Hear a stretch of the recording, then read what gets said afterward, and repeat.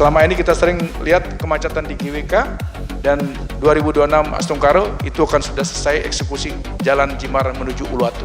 Jadi kalau orang mau ke Uluwatu tidak perlu lagi ke GWK, dia langsung dari Jimbar itu akan langsung menuju Uluwatu dan balik dari Uluwatu menuju Jimbar.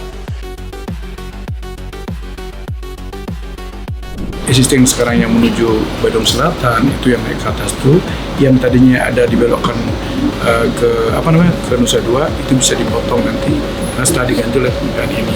Sehingga harapan kita dengan adanya jaringan khusus di bawah laut ini menuju Nusa Dua ini, debit air yang akan masuk volumenya ke Badung Selatan akan semakin bertambah.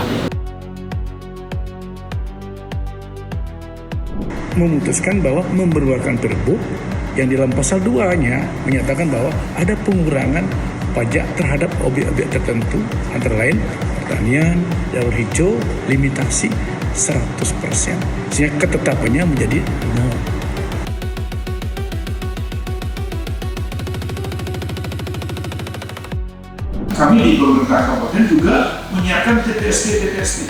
Ada TPST Nunui, ada TPST rencana kita bagi TPST di belakang Kubur Cina itu. Ya, termasuk mungkin kalau nggak salah ya ada swasta yang mendapatkan kayak Jimbar ini, hanya saya nggak tahu status tanah Jimbar itu bagaimana, saya belum tahu, tapi yang jelas